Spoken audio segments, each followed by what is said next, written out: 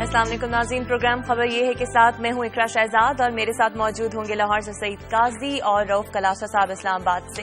नाज़रीन, कल हमने बात की थी हुकूमत और तालिबान के दरमियान होने वाले मुज़ाकरात की, जो अब एक अफसोसनाक मोड़ पर जा पहुंचे हैं। एसटी जवानों की शहादत के बाद मुज़ाकरात का ये सिलसिला रुक सा गया है। इससे पहले कराची में पुलिस कमांडोज की बस पर हमले की जिम्मेदारी भी तालिबान ने कबूल की थी। यहां तक कि वज़ीर आज़म मियां नवाज शरीफ ये कह चुके हैं कि किसी भी सूरत में होरेज़ी बर्दाश्त नहीं की जाएगी। क्या मिलिट्री एक्शन ही एक वाहिद हल रह गया है? इस पर हम बात करेंगे। साथ ही साथ हम बात करेंगे ईरान की उस धमकी पर, जहां पर ईरान के वज़ीर ख़ारजा का ये कहना है कि उन्हें अपने गार्ड्स के रिहा करवाने के लिए पाकिस्तान के अंदर कार्रवाई भी करना पड़ी तो वो करेंगे। इस हवाले से भी हम बात करेंगे। साथ ही साथ कराची में कल 2 निजी टीवी चैनल्स के दफातर के बाहर क्रैकर हमले किए गए और एक दफा फिर आजादी सहाफत पर कदम लगाने की कोशिश की गई। इस पर भी हम बात करेंगे। साथ ही साथ मैं आपसे जानना चाहूंगी, आज आपके पास कौन सी खबरें हैं?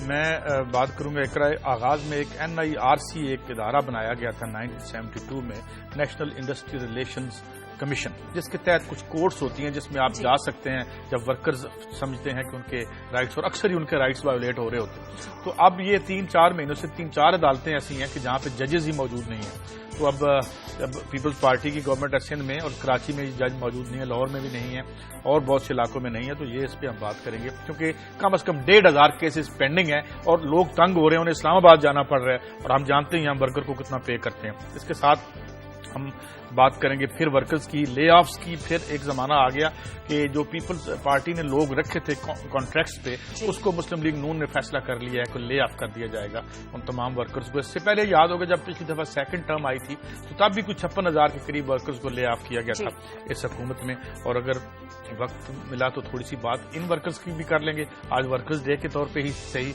ये जो बैठी हैं हमारी ये लेडी हेल्थ वर्कर्स बाहर माल रोड पे, तभी बात उमर याकूब कर ही रहते, थोड़ा सा उनसे और हम इसमें ले लेंगे। और इंटरनेशनली आज मैं बोस्निया की बात करूंगा कि बोस्निया यूरोप के वस्त में फिर एक और रियासत हमें इस तरह सोशल एक्सप्लोजन नजर आए हैं जिसमें उन्होंने प्रेसिडेंसी को आग लगा दी।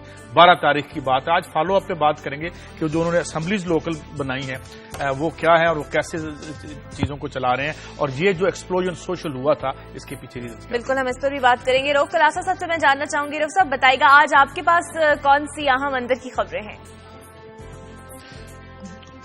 हाँ जी इकरा, आज 3 स्टोरीज हैं जो आपके साथ शेयर करेंगे। एक तो DMG ग्रुप जो है पाकिस्तान का मशहूर जमाना ग्रुप है, इसने एक शब खून मारा है। भुट्टो साहब दौर के सिविल रिफॉर्म्स थी, उनको कैंसिल करके 1956 के सिविल रिफॉर्म्स ने दोबारा से इंट्रोड्यूस करे। बड़ा इंटरेस्टिंग एक काम किया हमारी DMG ने कि जब पूरा मुल्क या दहशतगर्दी के अजाब में मुब्तला है तो उन्हें अपने पर्क्स, प्रिविलेजेस और पोस्टिंग के लिए जो इन्होंने एक काम किया है और एक नोटिफिकेशन जारी किया गया कि कितनी बड़ी बड़ी टॉप पोजीशन जो हैं वो सारी की सारी DMG को जाएंगी। एक बड़ा इंटरेस्टिंग नोटिफिकेशन जिससे बहुत बड़ी लड़ाई यहाँ पे ऑलरेडी शुरू हो चुकी है OMG में, सेक्रेटेरिएट ग्रुप में। उसकी डिटेल आपके साथ शेयर करेंगे कि ये DMG ग्रुप ने क्या शब खून मारा है इस पे, सिविल सर्विसेज के रिफॉर्म के नाम पे।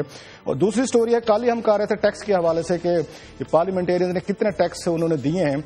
अब एक नई डिमांड्स की गई है CDA की तरफ से। एक ये खत लिखा गया है ये वजीर आज़म नवाज शरीफ साहब की कैबिनेट को, कहा गया कि हमें 6.5 करोड़ रुपया दिया जाए। हमने 120 MNAs हैं उनके लिए फर्नीचर खरीदना है।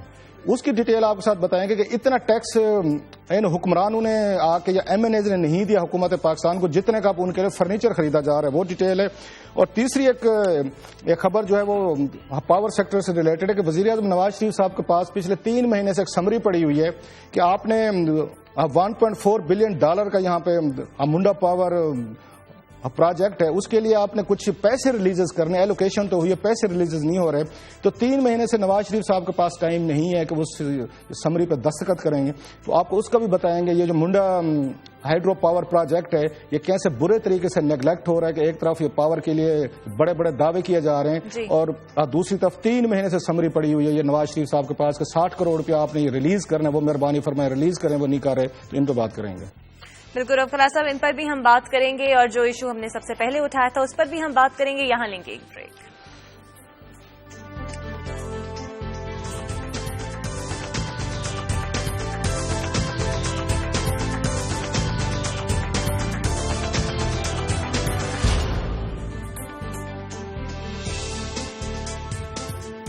بریک سے پہلے ہم نے ذکر کیا تھا حکومت اور طالبان کے درمیان ہونے والے مذاکرات کے معاملے کا، جو کہ اب کھٹائی میں پڑتا نظر آ رہا ہے، یہاں تک کہ حکومتی کمیٹی کے جو سرکردہ رہنما ہیں عرفان صدیقی، ان کی جانب سے بھی یہ کہنا ہے کہ معاملات صحیح سمت میں آگے بڑھتے نظر نہیں آ رہے۔ اسی حوالے سے ہم بات کریں گے سعید قاضی صاحب سے۔ سعید قاضی صاحب، مذاکرات تعطل کا شکار ہیں، آپ کو کیا لگتا ہے کہ ملٹری ایکشن آخری آپشن رہ گیا ہے؟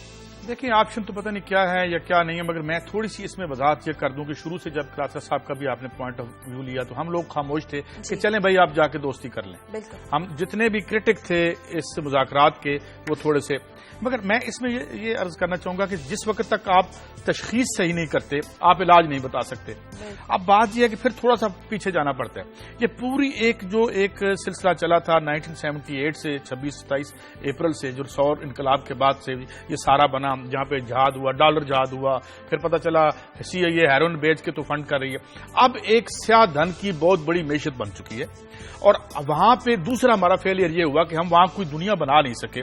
وہاں زندگی وہیں کھڑی ہے، سوائے کالے دھن کی معیشت چلے گی وہاں پہ، وہاں اسلحہ بنتا رہا، ہم سکول نہیں لے کے گئے، کالج نہیں لے کے گئے، انڈسٹری نہیں لگائی، نوجوانوں کو ہم نے وہ روزگار نہیں دیا، تو اب ایک روزگار بن گیا ہے اور وہ طالبان کا روزگار۔ ایک تو یہ دوسرا اس میں پرابلم یہ ہوا ہے کہ کیونکہ یہ کوئی ایک سینٹرل اتھارٹی تو تھی نہیں، ایک گروپ بنا، وہ ٹوٹا، اس مالیات کے چکر میں تیسرا گروپ بن گیا، چوتھا گروپ بن گیا۔ اب you don't know who to talk to, کس سے بات کریں کس سے نہ کریں، یہ کتنے ہیں، کون یہ کر رہا ہے اور کون یہ نہیں کر رہا، تو یہ اب اس طرح سے ہاتھ سے نکل رہا ہے۔ یہاں تک کہ شاہد کا بھی یہ کہنا ہے کہ ہم جاننے کی کوشش کریں گے کہ اصل حقائق کیا ہے کہ کارروائی کیوں کی گئی، یعنی طالبان کو شاید خود بھی نہیں اس بات کا علم کہ کون سے گروپ کی جانب سے، بالکل یہی وجہ ہے۔ رؤف کلاشہ صاحب سے بات کرنا چاہوں گی۔ رؤف کلاشہ صاحب، آپ کیا سمجھتے ہیں کہ اس کا حل آخری کیا ہو سکتا ہے؟ اب تو حکومتی کمیٹی کے اراکین کی جانب سے بھی یہ کہا جانے لگا ہے کہ جب تک غیر مشروط طور پر سیز فائر نہیں کیا جائے گا بات آگے نہیں بڑھ سکتی۔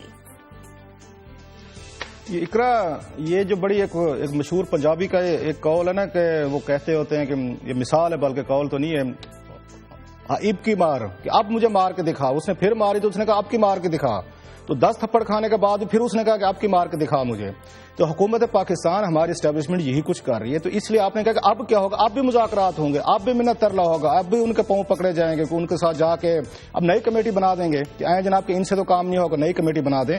یہ ریاست جو ہے، جو ہم نے ابھی اس پہ دوسرے اس پہ آنا ہے، سیگمنٹ پہ آنا ہے، کہ اب دنیا کے دوسرے ملک آپ کو کہنا شروع ہو گئے کہ حضور آپ کی اسٹیبلشمنٹ، آپ کی فورسز، آپ کی انٹیلیجنس ایجنسیز اس قابل نہیں رہ گئی کہ وہ آ کے جو ہمارے یہاں جیسے ایرانی سٹوری پہ بھی ہم نے آنا ہے کہ اب آپ اس قابل نہیں رہے گے کہ لا اینڈ آرڈر مینٹین کریں، جو بارڈر ہیں ان کو سیکیور کریں یا آپ ان کے ساتھ ڈیل کر سکیں۔ اب دنیا یہ سمجھنا شروع ہو گئی ہے، یہ ہارڈ پرسوٹ کا جو کنسیپٹ ہمارے ساتھ اب ہونا شروع ہو گیا، ایران والی سٹوری پہ بھی ہم آئیں گے کہ ہماری فورسز کو، ہماری اسٹیبلشمنٹ یا رولنگ لیڈ، میں نہیں سمجھتا اس قابل رہے گی۔ یہ بے شک ہم دعوے کرتے رہیں، عمران خان کو بے شک آپ تنقید کا نشانہ بناتے رہیں، جی عمران خان نے کیوں کہہ دیا 40% کی ہماری کیپیسٹی ہے۔ حضور آپ ابھی عمران خان کی مہربانی کہ 40% کہہ دیا ہے، آپ کے پاس تو ول بھی نہیں ہے، آپ کے پاس تو پولیٹیکل ول نہیں ہے فائٹ کرنے کی، آپ نے 50,000 بندہ مروایا ہے اور ابھی بھی آپ کہتے ہیں کہ آپ کو اس پہ افسوس ہے۔ اور کمیٹی کے ممبران نے جو میرا خیال ہے دھوکہ کیا ہے، ایک طرح کا یہ فراڈ کیا گیا ہے۔ انہوں نے جس طرح کی ایک ایکسپیکٹیشن انہوں نے بڑھائی تھی لوگوں پہ، اور جن لوگوں کے ساتھ یہ ڈیل کر رہے تھے ان کو پتہ ہونا چاہیے تھا، اور جیسے قاضی صاحب کہہ رہے تھے ہمارے جیسے لوگوں نے کہا جی جائیں ضرور مذاکرات کریں، ہم حامی بھی ہیں، اور ہمارے اوپر الزام نہیں آنا چاہیے کل کو کہ آپ چند لوگ تھے بیٹھے ہوئے تھے نہیں کرنے دے رہے تھے۔ انہوں نے ٹیلی ویژن پہ آنا تھا، اپنے نام بنانے تھے، انہوں نے اپنے آپ کو ریوائیو کرنا تھا، وہ ریوائیول بھی ہو گئے، ان کے نام بھی بن گئے، مشہوریاں بھی ہو گئی ہیں۔ اس کے بعد مذاکرات ہوتے ہیں نہیں ہوتے ان کی کنسرن نہیں ہے۔ اور پہلے دن سے ہم کہہ رہے تھے کہ اس کمیٹی میں ماس میں تو ایک نام کو سیریس لے رہا تھا، یہ میجر عامر کے علاوہ جتنے بھی تھے وہ نان سٹارٹر تھے، ہمارے دوست ہیں جاننے والے ہیں، ان میں کیپیسٹی نہیں تھی کہ وہ طالبان سے جا کے مذاکرات کر سکتے، اور طالبان نے اپنی طرف سے تو کوئی بندے نہیں دیا۔ ان کی آپ یہ سمجھداری دیکھیں، ان کی پولیٹیکل موو دیکھیں طالبان کی، اپنی طرف سے انہوں نے اپنی طرف سے مراد ہے کہ اپنے رینکس میں سے انہوں نے کوئی کمانڈر نہیں لی، انہوں نے وہ کیا، انہوں نے بیٹھ کے ریموٹ کنٹرول ٹیلی فون پہ آپ کو انہوں نے وہاں سے ریموٹ کنٹرول انہوں نے آپ کے ساتھ مذاکرات چلائے، ایون وزیر اعظم ہاؤس میں بھی وہ ٹیلی فون کے ذریعے شریک ہوئے۔ باقی لوگ انہوں نے آپ کی اپنی ہی ریلیجس اور پولیٹیکل پارٹیز میں سے نامینیٹ کر دیے کہ یہ لیں حضور یہ طالبان ہیں ہمارے، یہ نمائندے ہوں گے آپ کے ساتھ بیٹھ کے مذاکرات کریں گے، تو انہوں نے آگے نہیں بڑھ سکے۔ ڈاکٹر کلاشہ صاحب نے ذکر کیا ایران کا، یہ ہوا کیا ہے؟ ایران تو ہمارا دوست ہے، ایران کے ساتھ ہمارے برادرانہ تعلقات ہیں، اور اب یہ کہہ دیا گیا ہے کہ سیکیورٹی کارروائی کبھی بھی سرحدوں میں گھس کر کی جا سکتی ہے۔ اقرا، یہ انتہائی ڈینجرس سچویشن ہے کہ جب آپ سے یہ خود پاکستان نہیں سنبھالیں گے، ہم لاکھ بیٹھ کے ریاست کی سوورنٹی کی بات کریں، اپنے آپ کو سپر پاور کہیں، اکنامک پاور، جو آپ یہ न्यूक्लियर पावर के उसमें रहेंगे।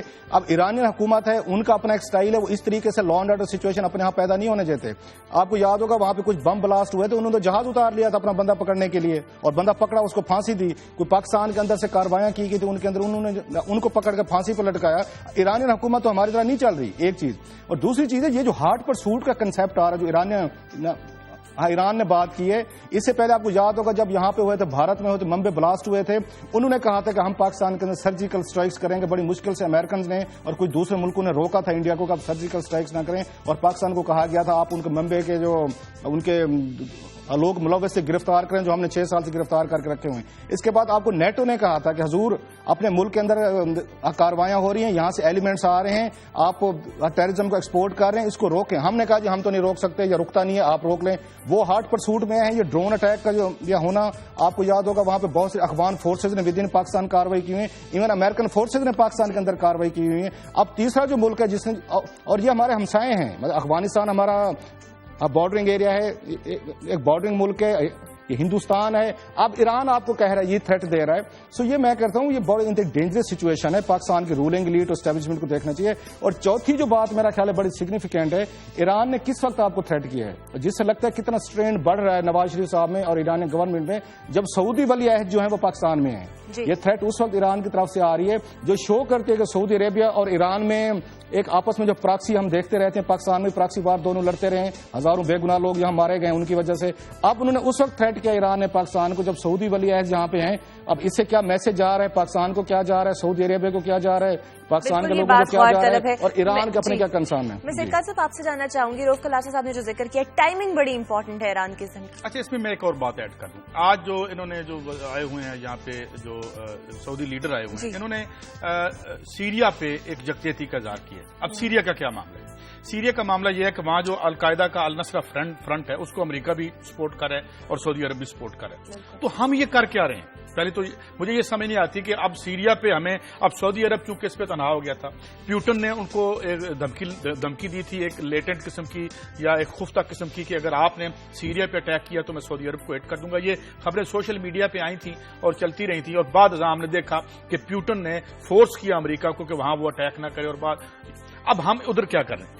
एक तो ये बात। दूसरी बात ये कि आप ये ज़हन में रखें कि जहां पे अब इस वक्त सरकारी तौर पर हम कहते हैं हमारी 70 से 80% इकॉनमी ब्लैक इकॉनमी है, इनफॉर्मल सेक्टर है। जो इंडिपेंडेंट जो हमारे एक्सपर्ट्स हैं वो कहते हैं नहीं जी ये तो शायद 2 गुना उससे बड़ी है। तो हमें जिस वक्त तक जिस काले धन की मैशत को खत्म नहीं करते, और सेकेंडली हम अमेरिका हो, ईरान हो या सऊदी अरब हो, अपने मफाद में पॉलिसीज नहीं बनाते, ये कैसी अमेरिका की ताकत है कि जहां वहां तो अल नसरा फ्रंट को वो अलकायदा को सपोर्ट कर रही है और यहां हमें कह रही है इनको मारो, इसका अलकायदा को खत्म करो। तो हम एक बड़ी रेशा दबानी का शिकार हो चुके हैं, क्योंकि यहां पे लड़ाई हम इस वक्त बदनसीबी से एक अखाड़ा बन गए हैं बड़ी ताकतों का, जो यहां लड़ रही हैं, और जो चाहे पैसिफिक रिम में अमेरिका और चीन की लड़ाई हो या कोई और मामला हो, दहशतगर्दी की दलदल में फंसे हो। हम जिस वक्त तक इस काले धन की मैशत को खत्म नहीं कर पाते, और हम जिस वक्त तक इनसे मामला नहीं कर पाते, नो कहना हमें नहीं आता। अब आए हैं सऊदी अरब वाले, मेरे सामने अखबार पड़ी कि सीरिया और पाकिस्तान पे जो है हम एक पोजीशन ले रहे हैं। वही हम एक पोजीशन क्यों ले रहे हैं? वहां पे फिर यहां भी एक पोजीशन ले लें, यहां भी फिर जो अलकायदा है उसके साथ हम जो है कोई दोस्ती का सिलसिला कर लेते हैं ना, यहां क्यों? तो ये है, हम जब तक अपने मफाद में पॉलिसियां नहीं बनाएंगे, और जब तक हमें डिक्टेट, वो कहते हैं ये मुजाहिद हैं, हम कहते हैं मुजाहिद हैं, वो कहते हैं नहीं ये टेररिस्ट हैं, हम कहते हैं टेररिस्ट हैं। This is what has been happening, और जो हो रहा है, और जिस वक्त तक हम इस मोड से नहीं निकलते, मेरे ख्याल में हम इसी तरफ। तो कल कराची में भी एक अफसोसनाक वाकया पेश आया है, आजादी सहाफत पर फिर से क्रैकर हमले किए गए हैं 2 निजी टीवी चैनल्स के बाहर। Thank you. ये बड़ा एक अफसोसनाक बात है, क्योंकि हम चैनल पे तो यही कोशिश कर रहे हैं कि तमाम ओपिनियंस और तमाम शेड्स ऑफ ओपिनियन आज हैं, उसमें जितना इंडिपेंडेंटली मीडिया इस वक्त बात कर रहा है, वो मेरे ख्याल में उसको बजाय अप्रिशिएट करने के हमें ये अटैक शुरू हो गए। लेकिन फिर यही बात है कि कराची जो है, खास तौर पर कराची में, जब कराची हब है और वहां तकरीबन 60 से 70% मैशत आपकी मुर्तकिज है, और कराची में दूसरी बड़ी हमारी बदनसीबी, अब अंदाजा लगाएं, फाटा और कराची तकरीबन एक लेवल पे हम ले आए हैं। अभी कल जो है वो वॉल स्ट्रीट जर्नल की स्टोरी छपी है यहाँ पे कि कितने 1/3 या कितना इलाका वहां पे है वो तालिबान क्लेम करते हैं या वो वहां पे मौजूद हैं, और दूसरा वहां पे जो अजाब क्या है कि 80-90 करोड़ रुपए के भत्ते की डेली की मैशियत है वहां पे, जिस पर सारे आके बैठे हुए हैं। फिर MQM और पीपल्स पार्टी भी लड़ रही है, और पुलिस पे कभी इल्जाम लगता है, कभी किस। तो ये हम कैसे चीजों को मैनेज करें? तो हम तो अपने घर को खुद से जाना बना रहे हैं। पूछते हैं क्लास साहब। जी क्लास साहब बताइएगा, आप क्या कहेंगे इस हवाले से? कोई सिक्योरिटी फराहम नहीं की जा रही, कोई प्रॉपर प्लान नहीं तैयार किया जा रहा, और आजादी सहाफत पर इस तरह कदर लगाई जा रही है कि क्रैकर हमले किए जा रहे हैं, नुकसान पहुंचाया जा रहा है। ये शाहजहा सॉरी इकरा वो आपके शाहजहा का नाम हमारा एक बन चुका है उसका। ये मीडिया ने जिस तरीके से ये बार बार काजी साहब इस चीज के गवाह हैं, चलो आप तो हमारे साथ आज दूसरा दिन है, आज हमारे साथ हैं आप, ये बात मैं कह रहा हूं और ओपनली कह रहा हूं, जब आप मजहबी ग्रुप्स को और उनको लीडर्स को बिठा के टेलीविजन के शोज करेंगे 40-40, ये जहन में मीडिया रख ले, ये सबकी बात मैं कह रहा हूं। इन लोगों का डिफरेंस ऑफ ओपिनियन को ये आपका डेमोक्रेटिक राइट नहीं समझा जाता। एक जो जहां पे एक बेसिक कंट्राडिक्शन हमारे मीडिया में आ रही है, जिनको समझ नहीं आ रही कि हमारे साथ हो क्या रहा है। अभी हम इन मौलाना साहब को लेके भी आते हैं, इनको बिठाते भी हैं, इनको इज्जत भी करते हैं, जो तकरीर फरमाते हैं उनको मनवान इनको काटे बगैर हम पूरी कौम को सुनवाते भी हैं। वो तशद्दुद की बात करते हैं, वो हमें खुदकश बम्बार बताते हैं, वो हमें बिठा के पूरी इनका नैरेटिव समझाते हैं, इनकी किलिंग्स के पीछे फिलॉसफी समझाते हैं, वो जस्टिफिकेशन देते हैं, पूरे का पूरे पाकिस्तान में नशर करते हैं। तो ये बात मेरा ख्याल मीडिया को अब शेयर करनी चाहिए कि हुजूर ये चीजें हैं सारी आपने खुद पैदा की हैं, आपने खुद ही इनको यहाँ पे सेलिब्रिटी बनाया है, इनको खुद ही आपने आवाज दी है, उनकी अपनी अपनी आवाजें हैं और एक आवाज तो है नहीं। या तो आपके लिए एक आवाज होती तो हम उनको मान लेते, जैसे अभी काजी साहब कह रहे थे, और जो वाशिंगटन पोस्ट का भी सबसे बड़ा आर्टिकल है जिसमें उन्होंने कराची की सिचुएशन को एनालाइज किया है। अब ये तो कराची की बात नहीं रहेगी, वहां पे भत्ते का जैसे कह रहे पैसे हैं, अब कभी ग्रुप से गिनना शुरू कर दें। अब तो मजहबी पार्टीज ने अपने अपने चैनल लॉन्च कर लिए हैं, वो तो पता चलता है कि ये फलां सेट का चैनल है, ये उसका चैनल है, ये उसका चैनल है। तो यहाँ पे तो इतनी डीप पेनिट्रेशन हो चुकी है कि मजहबी ग्रुप्स आपको अलाउ नहीं करेंगे। दहशतगर्द आपको पहले नहीं कर रहे कराची में, हाँ पहले पॉलिटिकल पार्टीज थी वो यही काम करती थी, वो मीडिया को जाकर उन्होंने पकड़ना हो तो हमारी खबर क्यों नहीं लगी, हमारी खबर का डिस्प्ले क्यों नहीं हो, हमारे फोटो क्यों नहीं लगे। अब एक नया एलिमेंट आ गया, ये खुद मीडिया ने उनको चढ़ाया है। अब उनको बैठ के बातें भी सुने, तकरीरें भी सुने, और जैसे वो कहते हैं वैसे करें। अगर हम लोगों ने बच्चे स्टेट तो आपको नहीं प्रोटेक्ट कर सकती, ये तो मान लें। स्टेट वो सिर्फ उन अपने ये फंक्शनरीज को प्रोटेक्ट कर सकती है जो बंकर्स में बैठे हुए हैं, जो टैक्स नहीं देते, जो आपके हुक्मरान हैं, जो वजीर हैं, वजीर आजम हैं, और जो उनके रिश्तेदार हैं, उनकी फैमिलीज हैं। उनके लिए बुलेट प्रूफ गाड़ियां भी हैं, उन्हीं के लिए सारी सिक्योरिटी है, उन्हीं के लिए पैसा है। अवाम के लिए जो पैसे दे रही है, टैक्स दे रही है, उनके लिए बम धमाके हैं, ब्लास्ट हैं, और सारी लॉ एंड ऑर्डर सिचुएशन है। इसलिए मीडिया को रोना नहीं चाहिए। अब इन्हीं मीडिया ने ही इन लोगों को क्रिएट किया था, पैदा किया था, सपोर्ट किया था, खड़ा किया था, और आज भी खड़ा किया हुआ है, इसलिए भुगते हैं सारे अब। बिल्कुल, और जो हक और सच की बात करें उन्हीं पर हमला किया जाए तो ये अफसोसनाक खबर है पाकिस्तान जैसे मुल्क के लिए, जो कि पहले से ही कितने मसाइल में घिरा हुआ है। ब्रेक के बाद हम वापस आएंगे और बात करेंगे उन इशूज पे जो काजी साहब और रऊफ कलास्ट्रा आज अपनी स्टोरीज में डिस्कस करेंगे। हमारे साथ रहिए।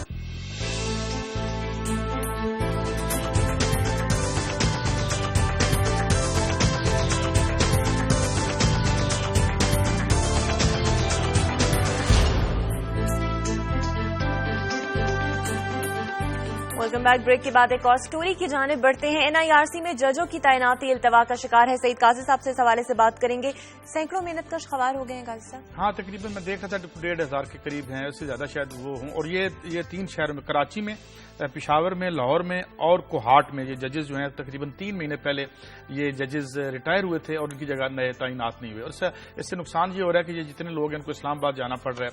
और ये जो NIRC के बारे में बता दूं, ये नेशनल इंडस्ट्रियल रिलेशंस कमीशन जो बना था, ये भी खैर से जुल्फकार अली भुट्टो साहब ने जो 4 इकदाम गरीबों के लिए किए थे इस मुल्क में, वो जुल्फकार अली भुट्टो ने किए थे। यही वजह है कि पीपल्स पार्टी की तमाम कोशिशों के बावजूद अभी भुट्टो साहब को लोग भूल नहीं रहे। तो ये 72 में बना, 73 में ये आइन का हिस्सा बना। तो हमारी ये एक इस्तदा ये है कि निकाल लें, एक और तरमीम ले आए, ताकि वर्कर बेचारे जो है वो कहेंगे जी कम से कम हम आपको ये ताना तो ना देना कि आप गैर आईनी काम कर रहे हैं। तो आइन में से निकाल दें, आर्टिकल 3 भी निकाल दें, 37 भी निकाल दें, 38 भी निकाल दें, जो ये कहती है कि आपने हर आदमी को जो है उसकी सलाहियत के मुताबिक नौकरी देनी है और उसकी जरूरत के मुताबिक मुशायरा देना। ये 73 के आइन में लिखा हुआ है, 73 के आइन में। इसके साथ मैं अगली स्टोरी जोड़ता हूं कि अब ले ऑफ्स हो रही हैं, जो कॉन्ट्रैक्ट पे लोग रखे थे पीपल्स पार्टी ने, वो सारे निकाले जा रहे हैं, ये बताया गया। और इस पे रजा रबानी साहब का एहतजाज भी आया। इससे पहले मैं देख रहा था खबर के अंदर ही कि कुछ 56,000 या 58,000 लोग पिछले दौर में भी इन्होंने निकाले थे। तो मुझे ये समझ नहीं आती कि मैं तो साफी बनने के लिए मैं मेरिट पे आ जाता हूं,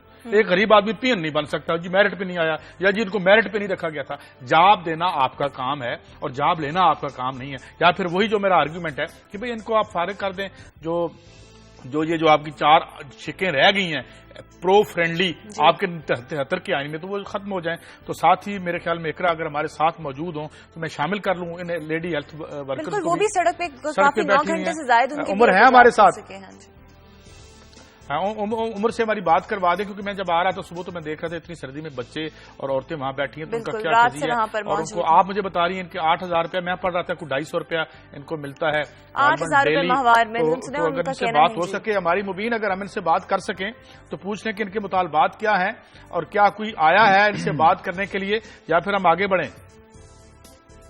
جی عمر یہ بتائیے، یہ رات سے اس موسم میں بیٹھے ہیں بچے عورتیں، کیا ہیں ان کے مطالبات اور کوئی ان کی بات سننے آیا ہے؟ جی کل صاحب 2 مطالبات ہیں. ایک تو یہ کہ ان کو 3 مہینے سے تنخواہ نہیں ملی، ایک تو وہ تنخواہ دی جائے، اور دوسرا یہ کہ ان کا سروس اسٹرکچر جو ہے اس کو ریوائز کیا جائے، جو یہ کانٹریکٹ پہ ہے ان کو پرماننٹ کیا جائے. یہ 2 مطالبات یہ لے کر یہاں پر آئے تھے، اور 20 گھنٹے سے زائد کا وقت گزر چکا ہے. یہ یہاں پر ہی کوئی سرکاری اہلکار، کوئی وزیر، کوئی مشیر آئے ہیں یہاں پہ؟ جی مشیر جو ہے خواجہ سلمان رفیق مشیر صحت کے جو مشیر ہیں وزیر اعلیٰ پنجاب کے، وہ رات کو یہاں پر آئے تھے. انہوں نے یہاں پر بلکہ 3 بار یہاں پر آئے، ان کے ساتھ مذاکرات کیے، ان کی طرف سے ایک ریٹن ڈاکومنٹ ساتھ لے کے گئے. اس کے بعد اس پر وہ اپنے دستخط بھی کر کے لائے تھے کہ ہم آپ کا یہ مطالبات مان لیں گے، لیکن 5 مارچ تک آپ کو انتظار کرنا پڑے گا. جب اسمبلی کا اجلاس ہوگا تب آپ کے یہ مطالبات وہاں پیش کیے جائیں گے، وہاں منظور ہوتے ہیں یا نہیں، لیکن یہاں آپ کے جو مطالبات ہیں وہ آگے ضرور پہنچائے جائیں گے. اس کے بعد یہاں پر ایک عجیب صورتحال ہوگی کہ ان ہی لیڈی ہیلتھ ورکرز میں سے 2 دھڑے بن گئے. ان میں سے ایک دھڑے کا یہ کہنا تھا کہ ہم یہ مطالبہ مانتے ہیں، اور دوسرے کا کہنا تھا ہم یہ نہیں مانتے. اور جو مان گئے تھے وہ بہت تھوڑی تعداد میں خواتین تھی، وہ رات کو یہاں سے چلی گئیں، اور جنہوں نے انکار کر دیا تھا وہ اب بھی یہاں پر موجود ہے. اور یہ جو دھرنا تھا اب بھوک ہڑتالی کیمپ میں تبدیل ہو چکا ہے. ان کا کہنا ہے کہ جب تک ہمارے مطالبات اب نہیں مانے جائیں گے ہم نہ کچھ کھائیں گے اور نہ ہی یہاں سے جائیں گے. تھینک یو عمر. اب یہ دیکھیں نا، بس اس پہ میں کنکلوڈ کرتا ہوں. پچھلی اسمبلی آئی 750 ارب روپے کے SROs دے کے ہم نے ان سارے بزنسز کو کر دیا. ابھی دیکھیں گے انہوں نے کتنے دیے ہیں، اور ایمنیسٹی اسکیمز دے رہے ہیں، ہم لوگوں کو نواز رہے ہیں جن کو، اور یہ ان غریبوں کے ساتھ ہمارا یہ بالکل زیادتی ہو رہی ہے. روف کلاسا صاحب کے پاس جائیں گے. روف کلاسا، آپ نے اپنی اسٹوری کا ذکر کیا تھا 129 پارلیمنٹیرینز کے لیے فرنیچر کم پڑ گیا ہے. یہ بڑا انٹرسٹنگ ایک لیٹر ہے جو یہاں سے CDA کی طرف سے بھیجا گیا ہے. CDA سے مجھے کوئی ذرائع نے بتایا ہے کہ چیئرمین جو معروف افضل صاحب ہیں، انہوں نے خط لکھا ہے وہاں پہ، اور سیکریٹری کیبنٹ کو لکھا گیا. اور بڑی مزے کی بات ہے، سیکریٹری کیبنٹ ہے نہیں یہاں پہ. 4-5 وزارتیں ہیں جن کے سیکریٹریز نہیں ہے. گورننس کا ذرا لیول دیکھیں. جو کہتے تھے ہم بڑے تجربہ کار ہیں، ہمیں آنے دیں، ہم ملک کی تقدیر بدل دیں گے، ان کے پاس سیکریٹری کیبنٹ نہیں ہے اس ملک کا، جس نے پوری کیبنٹ کو چلانا ہے، حکومتوں کو چلانا ہے، وہ موجود نہیں ہے. ان کو کہا گیا ہے کہ مہربانی فرمائیں 129 یہ پارلیمنٹیرینز ہیں تو جن کے لاجز ہیں، فیملی سوٹس ہیں، ہمیں ان کے لیے فرنیچر چاہیے. اور جو پیسے انہوں نے مانگے ہیں وہ مانگے ہیں 6 کروڑ روپیہ. انہوں نے کہا 6 کروڑ روپیہ دیں، ہم نے ان کے لیے فرنیچر لینا ہے. ایک تو وہ ادا کریں. دوسرا انہوں نے کہا کہ پارلیمنٹ کا کیفیٹیریا جو ہے اس کے لیے بھی ہم نے فرنیچر لینا ہے، اس کے لیے 40 لاکھ روپیہ ہمیں اس کے لیے بھی دیا جائے، وہ بھی فرنیچر ہم نے لینا ہے. سو ٹوٹل جو بل بنا کے بھیجا گیا ہے وہ تقریباً بنتا ہے 6 کروڑ اور 45 لاکھ روپے. انہوں نے کہا یہ آپ ہمیں ادا کریں. اس سے پہلے بڑی مزے کی بات ہے، اس سے پہلے بھی انہوں نے یہاں پہ کی تھی، اس کی جو پارلیمنٹیرینس ہے 230 کے قریب تھے، ان کی ریگولیرٹیز بھی چل رہی ہیں ابھی. اس میں بھی گھپلے ہوئے تھے، اس میں ریگولیرٹیز ہوئی تھی. گھٹیا فرنیچر خریدا گیا اور مہنگا فرنیچر خریدا گیا. اس کے لیے ملینز آف روپیز ایک علیحدہ بجٹ بنایا تھا. وہ 230 تھے، وہ کھا پی کے کسی کو ٹی وی لے دیا، کسی کو کرسی میز بیڈ لے دیا، یہ صوفے لے دیا، وہ سارے ختم ہو گئے. اب انہوں نے 129 کو مزید کرنا ہے. اور بڑی انٹرسٹنگ چیز یہ ہے کہ یہ جو پارلیمنٹیرینز ہیں، کل ہم سٹوری ڈسکس کر رہے تھے، میں آج اپنے ریسرچر کو کہوں کہ ذرا مجھے کیلکولیشن کر کے دیں کہ جو ٹوٹل پیسے انہوں نے مانگے، کیا ان پارلیمنٹیرینز نے اتنا ٹیکس دیا ہے جتنا 6.5 کروڑ روپے انہوں نے مانگ لیا کہ آپ ہمیں دیں، اور اس سے پہلے کروڑوں روپے کا فرنیچر لے چکے ہیں. تو بڑی انٹرسٹنگ سٹڈی بنے گی کہ جو لوگ ٹیکس نہیں دیتے، اتنا ٹیکس نہیں دے رہے جتنے کا فرنیچر خریدا گیا ان کے لیے، اور دوسری طرف کہتے ہیں کہ ہمارے پاس پیسے نہیں ہیں. یہ آپ نے ابھی ان کی کہانی سن لی، بیچاری لیڈی ہیلتھ ورکر بیٹھی ہوئی ہیں کہ جن کو وہ تو کہہ رہے ہیں میں مستقل کریں. جو قاضی صاحب کہانی یہ بتا رہے ہیں اور جو کہ بالکل یہ درست کہانی ہے، یہ تو کنٹریکٹ والوں کو نوکری سے نکالنے والے ہیں. ان کو 3-3 مہینے سے تنخواہیں نہیں ہیں. ان کو ذرا تسلی اگر ہم یہ دے دیتے کہ بیسیکلی وہ جو تنخواہوں کا پیسہ تھا اس سے انہوں نے، جیسے حسن رضا کی سٹوری تھی، انہوں نے جا کے وہ لے لیا، مرسیڈیز لے لیے، بلٹ پروف گاڑیاں لے لیں، پیسہ ادھر لگ گیا ہے جو لیڈی ہیلتھ یہ ورکرز کو ملنا چاہیے تھا. سو جو اس ملک میں آپ کا پارلیمنٹیرینز وہ ٹیکس نہیں دے رہے، وہ یہاں پہ ٹیکس ریٹرن جمع نہیں کرواتے، لیکن ان کی عیاشی دیکھیں، ان کے مزے دیکھیں کہ ابھی 6.5 کروڑ روپے کا ان کو لیٹر بھیجا گیا کہ ہم نے ان کے لیے فرنیچر لینا ہے، ان کو رینوویٹ کرنا ہے، ارائش کرنی ہے، بیڈز لینے ہیں، چیزیں لینی ہے، اور ساتھ میں اس میں 45 لاکھ روپے کا فرنیچر صرف کیفیٹیریا کے لیے لیا جا رہا ہے۔ جی قاضی صاحب، میں چاہتا ہوں کہ اگر جہاں تک میری یاداشت کام کر رہی ہے کہ 2.5 کروڑ کے یا اس کے لگ بھگ، میں راؤنڈ فگر دے رہا ہوں، جو ٹیکس دیا اور کروڑ اس میں سے ایک صاحب نے دیا ہے۔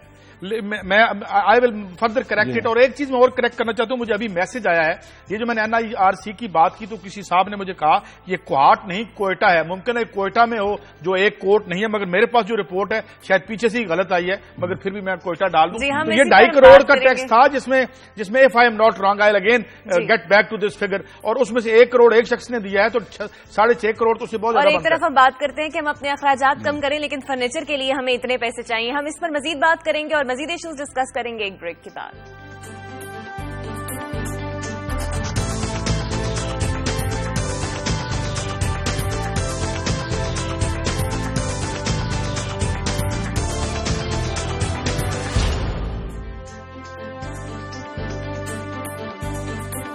بریک کے بعد ہم آپ کو خوش آمدید کہتے ہیں اور اب کچھ عالمی خبریں شامل کرتے ہیں۔ یورپ میں بوسنیا بھی پھٹ پڑا ہے، اس حوالے سے آپ نے ذکر کیا سیکھا صاحب۔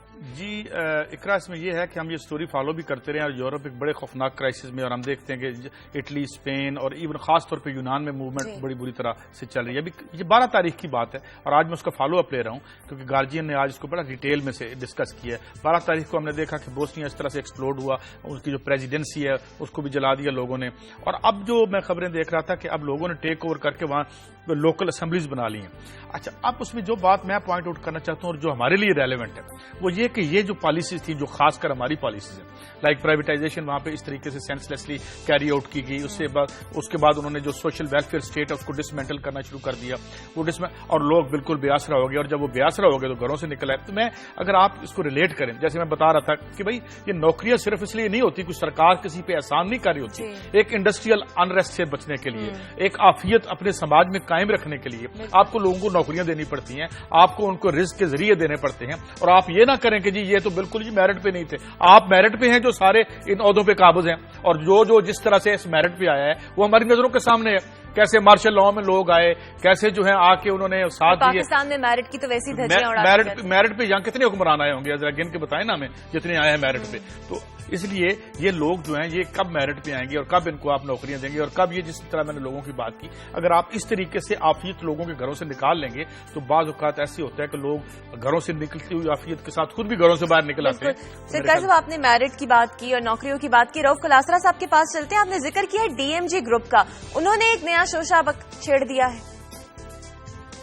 یہ شوشہ نہیں ہے، یہ شب خون ہے۔ شوشہ تو چھوٹی موٹی چیز ہے، آئی ہوا میں اڑائی، گوسپس کی آپ اور میں نے گپ شپ کی گزر گئے۔ یہ شب خون ہے۔ ایک نوٹیفیکیشن جاری کیا گیا ہے جو فیبرری 6 کو کیا گیا، اور اس کو اتنا انہوں نے سیکرٹ رکھا ہے کہ کسی کو پتہ نہ چلے۔ جو کام آپ چند چڑھا رہے ہیں وہ چند تو سامنے آئے گا، پوری دنیا دیکھے گی، اس کو کتنی دیر آپ چھپائیں گے۔ انہوں نے یہ کام کروایا گیا نواز شریف صاحب سے اور صدر ممنون حسین صاحب سے، اور میں یہ چیلنج کر کے کہتا ہوں، یہ جو 2 3 4 5 یہ 5 پیجز کا جو نوٹیفیکیشن ہے، میاں صاحب یا صدر ممنون حسین صاحب نے اس کو ہاتھ لگایا ہو یا انہیں پتہ ہو، ان سے محض وربل اپروول لی گئی، کیونکہ انہوں نے اپنا ایک گینگ آف DMG بڑے فیوریٹ ان کے لاہوری گروپ جو لے کے آئے تھے، وزیر اعظم ہاؤس پہ قابض ہے، جو 3 4 بیٹھے ہوئے ہیں، وہ بیٹھ کے سارے فیصلے کر رہے ہیں۔ انہوں نے میاں صاحب کو بتا دیا کہ سر ہم یہ سول ریفارمز لا رہے ہیں، اور بھٹو صاحب کے دور میں ریفارمز ہوئی تھیں ان کو ہم ابالش کر کے 1956 کی جو ان کے ریفارمز تھیں ہم ان کو لانا چاہتے ہیں۔ میاں صاحب کے پاس کہاں اتنا ٹائم ہے کہ بیٹھ کے 5 پیجز پڑھیں، اگر پڑھ بھی لیں تو میری طرح شاید ان کو سمجھ بھی ذرا مشکل سے ہے کہ انگریزی بھی مشکل لکھی ہوئی ہے بابوز نے، اور ٹیکنیکل ٹرمز میں اس میں بہت ساری ایسے ممنون حسین صاحب نے نہیں پڑھا ہوگا۔ یہ شرط چیلنج کر کے کہہ رہا ہوں میاں صاحب سے اور ممنون حسین صاحب سے کہ بتا دیں اس نوٹیفیکیشن جو آپ کی اپروول سے جاری ہوا ہے، آپ نے پڑھا بھی ہے، آپ کو پتہ بھی اس میں کیا ہے۔ اس میں بڑا انٹرسٹنگ کام کیا ہے انہوں نے کہ 1956 کی جو سول ریفارم تھی جس میں مشرقی بنگال بھی شامل تھا، ان کو بھی سول سروسز میں آ کے کوٹے ملتے تھے، یا گورنر جنرل کا رول تھا اس وقت، تو گورنر جنرل کی اپروول ہوتی تھی، ان سول سروسز کی پوسٹ ہوتی تھی، اپوائنٹمنٹس ہوتی تھی۔ انہوں نے اب بھٹو صاحب جب آئے تو انہوں نے ایک نیا پاکستان آف کورس بنایا، نیا آئین لے کے آئے، تو انہوں نے 73 میں नई सिविल रिफॉर्म शुरू की और उसमें खासा तमाम ग्रुप्स को उन्होंने आके ये मैनेज करने की कोशिश की ताकि किसी एक ग्रुप को दूसरे के ऊपर ज्यादा ये प्रायोरिटी ना मिले। अब इन्होंने जाके 58 साल बाद 58 ईयर्स बाद इन्हें दोबारा वही रिफॉर्म जो है ये 56 की वो डीएमजी ग्रुप ने रिस्टोर कराई है, अपने आप को नया इन्होंने नाम दिया है। और जब दुनिया आगे जा रही है, जरा इस बाबू क्रेसी का आप वो देखें कि दुनिया आगे जा रही है, ये 58 साल पिछले के रूल्स पे गए हैं, इन्होंने कोई नए रूल्स सालों बाद उन रिफॉर्म्स को लाकर इन्हें क्या फवायद? आप सुने जरा, आप इनको फवायद ये होंगे जो इसमें से आखिर में से इन्होंने निकाला है, पूरे का पूरा सौदा निकला है, वो फरमाते हैं कि 75% जो डिप्टी सेक्रेटरीज हैं फेडरल लेवल पे 75 100 अगर लगेंगे तो उसमें 75 इसी ग्रुप के लगेंगे, ये मंजूर होंगे, 75 इनके होंगे, बाकी जो हैं वो आपस में बांट बूंट लें जिसका 25% में लगता है। उसके बाद कहते हैं 65% जॉइंट सेक्रेटरीज जो हैं ये मिनिस्ट्रीज में लगती हैं, वो कहते हैं 100 में से 65 हमारे लगेंगे क्योंकि हम सुपीरियर लोग हैं, हमारी सर्विसेज को सुपीरियर कहा जाता है। अगली बड़ी इंटरेस्टिंग इन्होंने एक कब्जा किया है जो उस पर इन्होंने कहा जितने यहाँ पे सीनियर जॉइंट सेक्रेटरी लगेंगे 100 के 100 हमारे लगेंगे, 100% हमारे ही होंगे और कोई नहीं लग सकेगा। अगला कहते हैं कि जो इसमें एडिशनल सेक्रेटरीज होंगे वो 35% होंगे और फेडरल सेक्रेटरीज जो हैं वो भी 35% होंगे। इसमें थोड़ी सी मेहरबानी करेंगे, अदरवाइज ये इसको अगर 75 कर लेते या हो सकता है बाद में ये नोटिफिकेशन करवाते रहेंगे, अपने बैठे हुए इनके 4 का ग्रुप बैठा हुआ है डीएमजी का, वो करते रहेंगे। अगला सुने सूबों के लिए क्या हिदायत है, ये तो फेडरल लेवल की हैं।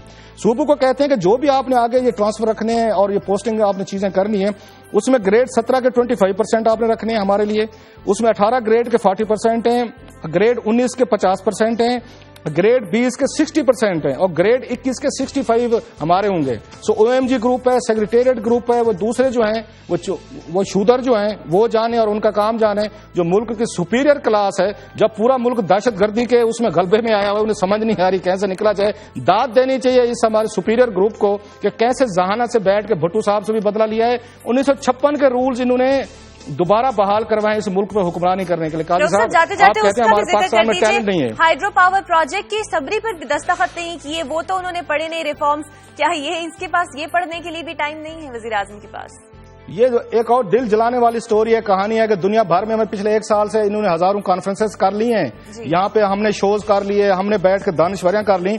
एक मुंडा डैम हाइड्रो पावर प्रोजेक्ट है, इसके लिए इन्होंने यहाँ पे पीएसडीपी जो होता है Pakistan public sector development programme होता है साल का, उसमें इन्होंने रखा था 60 करोड़ रुपया इन्होंने पीएसडीपी में रखा था। ये जुलाई में आपका नया माली साल शुरू हुआ है, आज आपको 8 या 9वां महीना शुरू हो रहा है, 1 रुपया रिलीज नहीं किया गया। और उसकी उन्होंने कहा है कि हजूर मेहरबानी फरमाएं, इसकी लागत जो है $1.4 बिलियन है पहले से। कहते हैं आप इसके पैसे नहीं रिलीज करेंगे तो लागत बढ़ती जाएगी, कॉस्ट ऑफ जो आपकी वो है इसकी कंस्ट्रक्शन की है, ये इंटरनेशनल लायबिलिटीज है वो बढ़ती जाएंगी। एक समरी भेजी गई नवाज शरीफ साहब को ये दिसंबर में कि हजूर मेहरबानी फरमाएं आप इसके पैसे हमें रिलीज करवा के दें। 3 महीने से नवाज शरीफ साहब की वो समरी जो है उनके पास पड़ी हुई है, कैबिनेट के पास अप्रूवल नहीं दी। ये डीएमजी जो बैठा है जो ये नोटिफिकेशन निकाल रहे थे, इन्हीं के पास समरीज जाती है, जो नवाज शरीफ साहब का बड़ा फेवरेट ग्रुप बैठा हुआ है।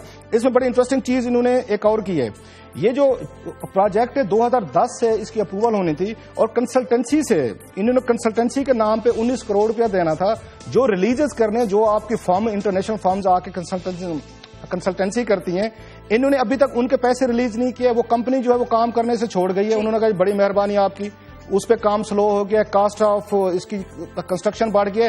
प्लस इनको एक एजेंसी ने ऑफर की थी लोन देने की, उन्होंने कहा था कि इतने % अगर आप खुद इसमें हिस्सा डालें तो हम आपको 1.something बिलियन रुपीज हम भी देने को तैयार है कंसल्टेंसी के लिए। वो 6 महीने से वो लेटर लिख रहे हैं कि हजूर आप अपना शेयर डाल दें। हमारे हुक्मरानों के पास, ब्यूरोक्रेसी के पास, बाबूज के पास ना टाइम है ना प्रायोरिटीज हैं। और शोर इन्होंने कितना डाला हुआ है कि पावर क्राइसिस हल कर रहे हैं। भाई कैसा पावर क्राइसिस आप हल कर रहे हैं? 9 महीनों में आपने 60 करोड़ रुपया पीएसडीपी में रख के 1 रुपया रिलीज नहीं किया। आपके पास समरी 3 महीने से नवाज शरीफ साहब की टेबल पे पड़ी हुई है, वो अप्रूवल देने को तैयार नहीं है। ये है काजी साहब इस मुल्क में जो कहते हैं 6 महीने में बिजली का बॉन्ड खत्म कर देंगे। देखिए ना, जब पैसे देने थे जो वो सो कॉल्ड सर्कुलर डेट था जिसके बारे में पता चला कि 260 अरब रुपया, तो उसमें यह था कि जो कैपेसिटी पे हमने देना है, जो मुआहदे की हम 100 दफा बात कर चुके हैं। मगर एक बात, मैंने अभी ये स्टोरी की जॉबलेसनेस की, तो अभी मुझे किसी ने NCHD एक डिपार्टमेंट फेडरल गवर्नमेंट का डिपार्टमेंट था, ये भी तालीम से रिलेटेड, और इसमें भी 4250 लोगों को बताया जा रहा है, जो मुझे मिली है खबर अभी कि जी इनको जॉबलेस किया गया और इनकी तनख्वाहें भी नहीं मिली। अब इशू ये है क्लासर साहब, मसला बिजली बनाने का नहीं है। मैं पहले भी अर्ज कर चुका हूं, या बिजली बना लें या माल बना लें, यहां बिजली नहीं बन रही।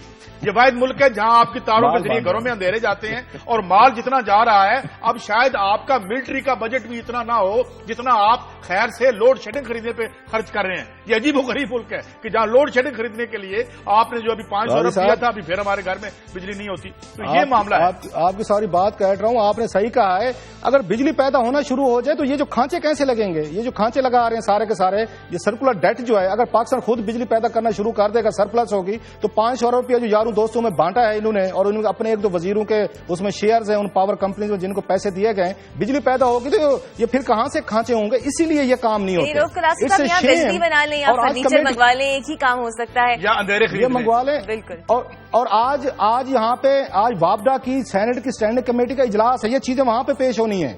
آئی ہوپ کہ وہاں پہ جب ملتے ہیں سینٹ ارکان کو بیٹھ کے وزیر صاحب سے پوچھیں, اور وزیر صاحب تو آتے ہیں, خواجہ آصف صاحب کو آخری دفعہ دیکھے پتہ کتنے یا کتنی مدتیں گزر گئی. ہمارے دوست عابد شیر علی صاحب جو ہیں بجلی چور ڈھونڈ رہے ہیں, بجلی چور ڈھونڈ رہے ہیں, ان کو تو ڈھونڈنے کا پیسہ بڑے اگریسو ہوتے تھے خواجہ آصف صاحب, میں دیکھتا تھا پیپلز پارٹی کے دور میں. اب بڑی پیاری پیاری میٹھی میٹھی باتیں کرتے ہیں. اچھا دوسرا, عابد شیر علی صاحب چور پکڑنے تو پہنچ جاتے ہو بھائی, چور پکڑتے رہیں, بڑے ضروری ہیں, ذرا یہ چور تو پکڑے کے 60 کروڑ روپیہ ٹائم نکال لیا جائے اس درخواست 9 مہینے ہو گئے. بالکل, اور ہم امید کرتے ہیں کہ ٹائم نکالیں وزیر اعظم صاحب اور اس بجلی کے معاملے پر بھی غور کریں جو رؤف کلاشہ صاحب نے پوائنٹ اٹھایا. بہت شکریہ آپ کا رؤف کلاشہ صاحب. سعید قاضی صاحب آپ کا کل دوبارہ حاضر ہوں گے کچھ نئے ایشوز کے ساتھ, تب تک کے لیے اجازت دیجیے.